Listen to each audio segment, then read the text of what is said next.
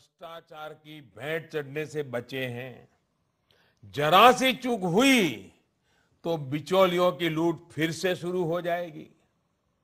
जरा सी चूक भ्रष्टाचार के महायुग को वापस ला सकती है। कोयला घोटाला, 2G घोटाला, कॉमनवेल्थ घोटाला, किसी को देश अभी भूला नहीं है। आइए इस नए विश्वास के साथ नए क्षेत्र की ओर चलते हैं। आइए हम जमशेदपुर चलते हैं।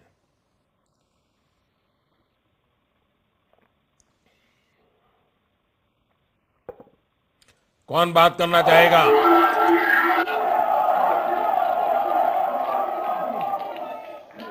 आदरणीय मोदी जी को मेरा नमस्कार।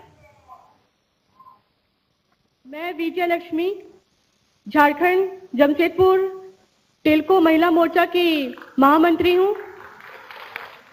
और मोदी जी, आपका हमेशा ये कहना रहता है, कहते हैं आप कि कांग्रेस जब भी आती है लोकतंत्र को नुकसान पहुंचाती है और जातिवाद को बढ़ावा देती है। कांग्रेस के ये दो लक्षण हैं, जबकि भाजपा संगठन और कार्यकर्ताओं के बल पर कार्य करती है। तो मेरा ये प्रश्न है कि 2019 में लोकतंत्र कैसे जीतेगा? अरे आप तो स्वयं लक्ष्मी है और लक्ष्मी तो कमल पर विराजती है।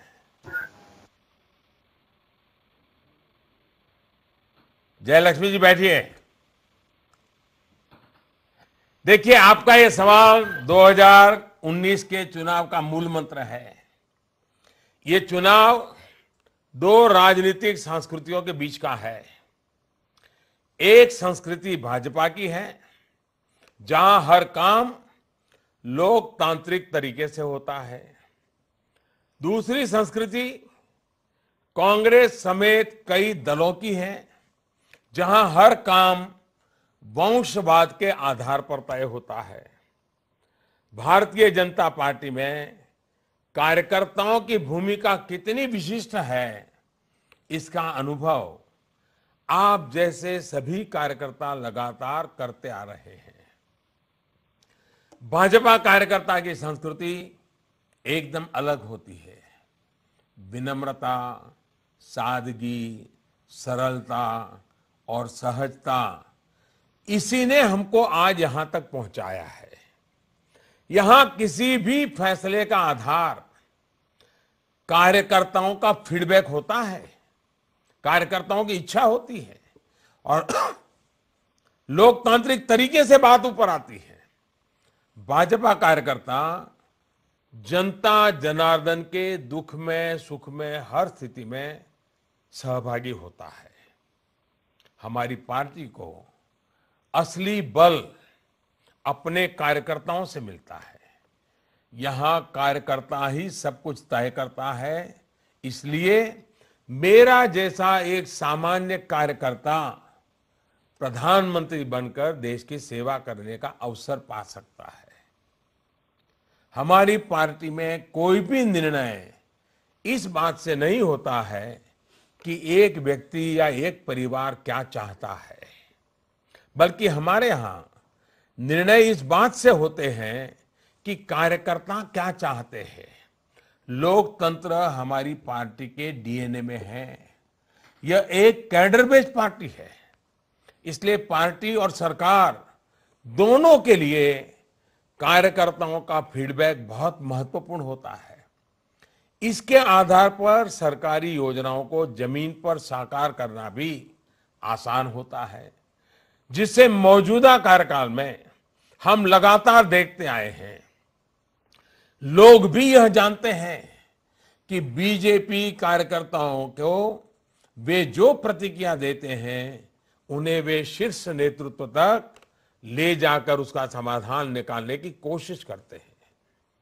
अगर आपके पास पैसा है या आप किसी खास जाति के हैं या फिर किसी बड़ी परिवार से संबंधित है, तो इस बल पर भाजपा में आपके लिए दरवाजे नहीं खुलेंगे, बल्कि इस पार्टी के दरवाजे आपकी मेहनत, आपके परिश्रम और आपकी लगन के बल पर खुलते हैं।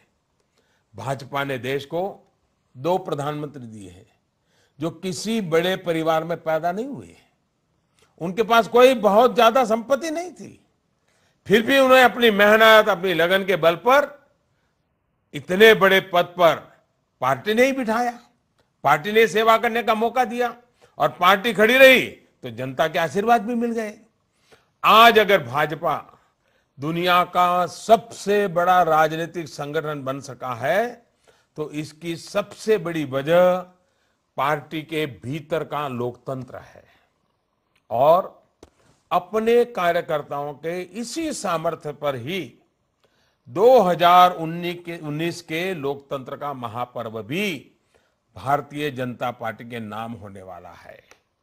मेरा आपसे आग्रह है, भाजपा की संस्कृति, भाजपा की कार्यपद्धति, भाजपा के संगठन का स्वरूप, कार्यकर्ता की भूमिका, यह सब बातें भी लोगों तक पहुंचाएं, लोगों को भाजपा को करीब से देखने का और काम करने का अवसर दें।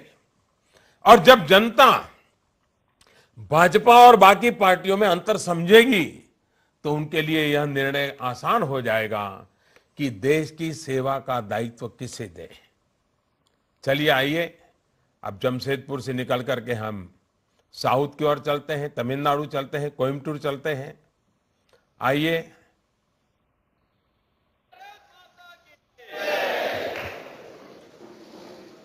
कोयम्बटूर, वणक्कम।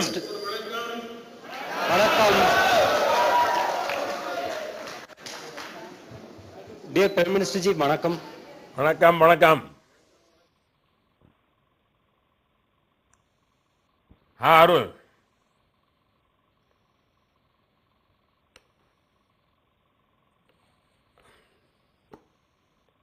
आपकी आवाज नहीं सुनाई दे रही है। बैठना है सभी लोग को। My name is Arul Murugan, Magasati Kendra in charge, Coimbatore, Singay Mandal. Yes. Dear Ji, I would like to ask one question, Ji.